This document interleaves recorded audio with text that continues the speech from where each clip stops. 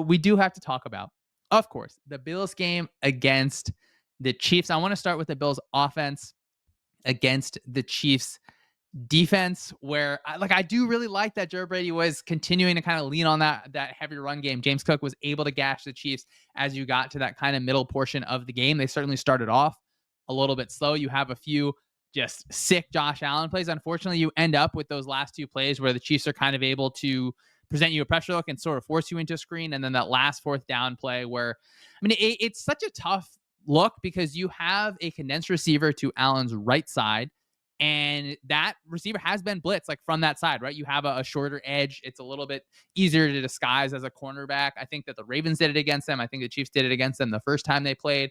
For you to have that, and I think Chris Jones was away from it, so it's like, oh man, like how do we slide the offensive line? To call it all the way to the cornerback is a little bit tough. Maybe you can get a little bit of a tell just based on the formation that you're calling, based on the look that you're feeling from the defense. I mean, Allen gets instant pressured. I thought it would be, a little tough to expect him based on the way that the defense is presenting the look, the way that it doesn't feel like they're following the motion to man coverage, for him to like simultaneously deal with that pressure and kind of check the ball down. I mean, Allen made an awesome throw that had a real chance to be caught. So just a real unfortunate ending to a season where I think they overachieved. If you look at where they were at on betting markets, it just felt like eventually they were just, a little bit of a skill position player too short here and there. Yeah, I mean, when it comes to that last play in particular, like, do you think that when offenses get into more condensed formations, does that leave them more susceptible to a blitz like the corner blitz that Trent McDuffie came in on, or is that kind of just like the way that particular formation was set up? Absolutely. It does, because, and you see it sometimes, actually, I'm thinking of the Vikings game against the 49ers last year. Because obviously the 49ers want to be condensed or not all the time, but they really want to be condensed. So your way to deal with that is, yeah, send a corner. It's a shorter edge to rush, Mhm. first of all. So you're able to create that pressure early. It's difficult, I think, if you can, I think you can actually disguise it better, because your cornerback being pressed on the ISO guy, it's not the most unnatural thing to have. And then fixing like the offensive line call where, hey, now we're calling out to the cornerback, like that's just a tough situation. So you do have to kind of feel out in a few ways, like from the offensive line perspective. Is this some look that we've seen from the defense before? I do think when you think about the Eagles and how they're playing against the Chiefs, if they ever have, sometimes they'll have like Goddard on the backside kind of condensed. That is 100% like we're alerted in our minds as an offensive line, like that cornerback can certainly be coming. So I think it's a smart way to attack offenses. I think it's a necessary way to attack offenses. And if you are an offense that is going to do that, you have to be aware of that situation. And it's a bummer, Tage, that like it all kind of does come down to one play. And obviously you can point to multiple things where the Chiefs on the opposite end, they're able to get a bunch of first downs and end the game. The Bills, like, they had a chance. It doesn't feel like a situation to me where it's like, oh man, like they didn't get the ball back in overtime. You get those stops to open the half. You're able to force a field goal instead of a touchdown down the stretch. You have a chance. And Tasia, of course, like I think the Bills roster can be better next year, where there are holes on the roster. I think we talked about the defense at different points this year, where if there was something that was going to hold this Bills team back, it was probably going to be that defense. So they could come back better, but the mental toll of it makes me sad to think about just how many times they get so close, how many times they really have a chance to win. It's not like that they snuck into the conference championship multiple times and you're getting beat by the same team. I'm sure all of our friends at Cover One are having a tough time today.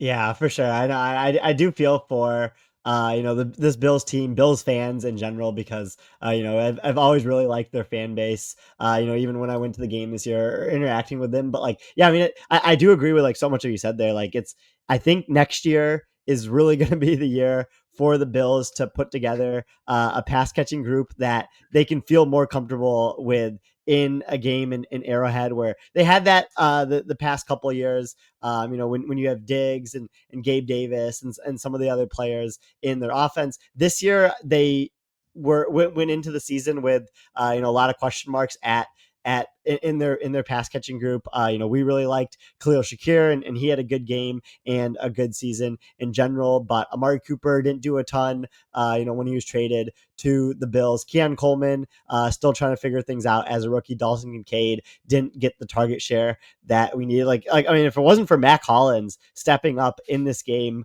4 targets, 8 total EPA when generated on those targets. I don't know if the Bills would have been in it, but you can't rely on someone like Mac Hollins, in this particular game. But James Cook played really well, both as a rusher and a pass catcher, and just a lot of what he's able to add to the offense. So I'm sure this offseason there will be a focus on getting some more just pass catching options in there to really elevate this offense when they go into Arrowhead, because this year I think was just another year where the Bills were still just trying to figure things out from a pass catching perspective. It was great that they made it to the AFC Championship game, and I'm sure it hurts so much to come up close once again. The other thing I wanted to mention about their offense in this game was the way that they handled short yardage on late downs was really weird to me.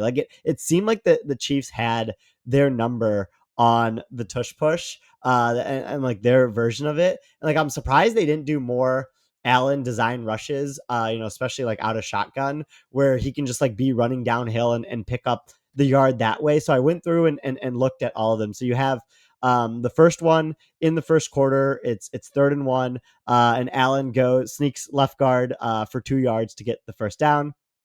Then you have the 4th and 1 in the third quarter, and Allen is able to go to do the design rush where he's able to get 3 yards on that as well.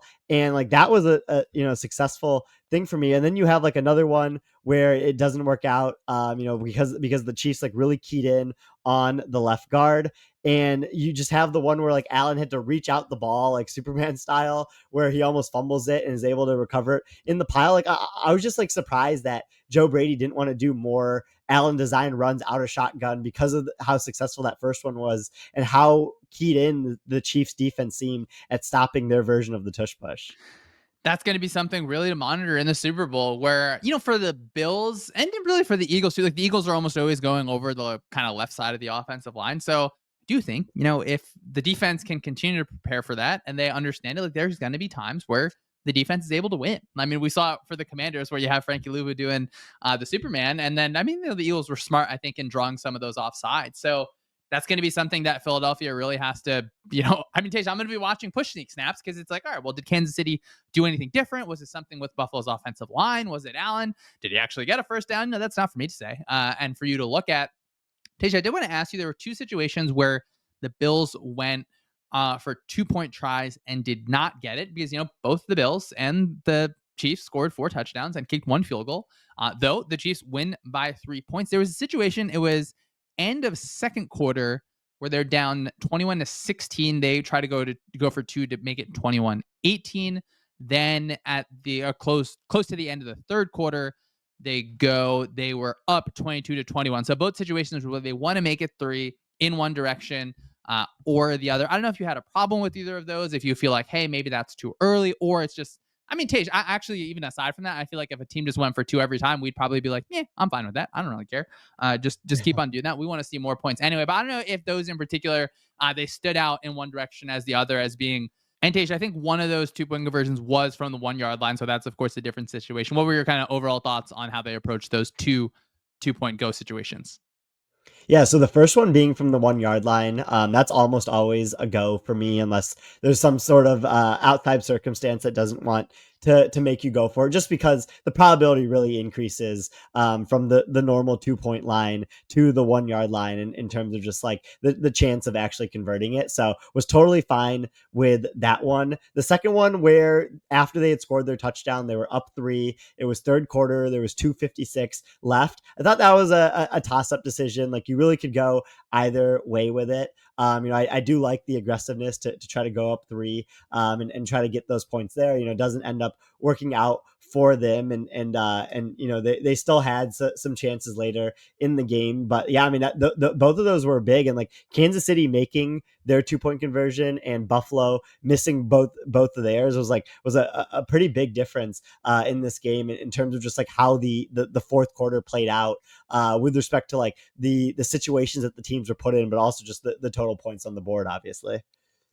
Yeah, Tej, I think just because my just general kind of comfort with going for two, I guess I don't have the biggest problem. Certainly, when you bump to that 1 yard line, your expected value in that situation is just different when you are going for two. Of course, it came up in the Eagles game where they were stopped, just being results driven. That's really not, I think, the approach we take. Is it too early? I Mhm. think, maybe that's a discussion, but Mhm. as you mentioned, toss up situation there. So, you make the decision, and unfortunately, the result doesn't happen in your favor, Tej. We, of course, have to talk about the Chiefs offense against the Bills defense, where playoff Pat, full effect. One of my favorite things is in the playoffs, these quarterbacks bump their scramble rate up. Mahomes really did Mhm. it. He's, on a bunch of design rushes there. He's going to do it in the Super Bowl. They have a real shot at a three-peat despite so many ups and downs and even further downs during this season. I think after the Benford injury, it felt like they were really attacking that cornerback two spot. Still, the Bills defense was able to force those two punts to start the second half. They had a chance to win it. I like that the Chiefs were a pretty heavy kind of first drive RPO, or it at least felt like RPOs watching around that first time. I think that's something to monitor when you consider an Eagles defense that is going to be zone heavy if you're able to create some sort of conflict for them. And Mahomes can really kind of fit that into small areas of the field, and then they slammed the door shut. Just a fantastic day from Patrick Mahomes.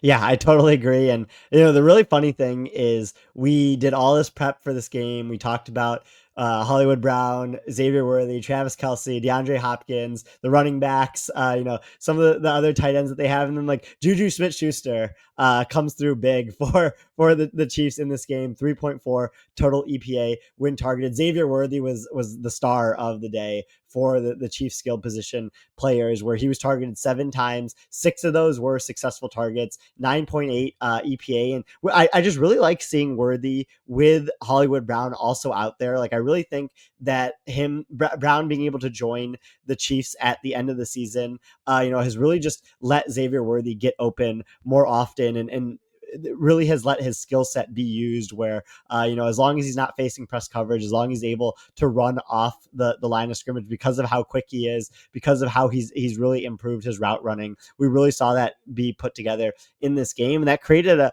99th percentile EPA per dropback performance from the Chiefs offense. Mahomes was really good for the most part, as we usually see in the playoffs. And he would have had a 99th percentile game in terms of total EPA if it wasn't for that one weird fumble. But we just saw him have a low ADOT, as we've seen from these Chiefs offenses these past couple of years. Completed a lot of passes, and then what he was able to do as a rusher was huge in this game. Scrambled 6 times for 41 yards. 5 of those were successful scrambles and generated 6 total EPA off of those scrambles. So really great to see from that. And then also we saw him use on some design rushes, like you mentioned, where Andy Reid just really saving a lot of the special plays for the playoffs was something that we've also grown accustomed to from the Chiefs, and we really saw that play out in this game. The only thing that I thought was holding the Chiefs offense back was in the third quarter or early fourth quarter. Like, they kept running the ball on 1st and 10 for like 0 yards. That was putting the offense a little bit into like some tough situations.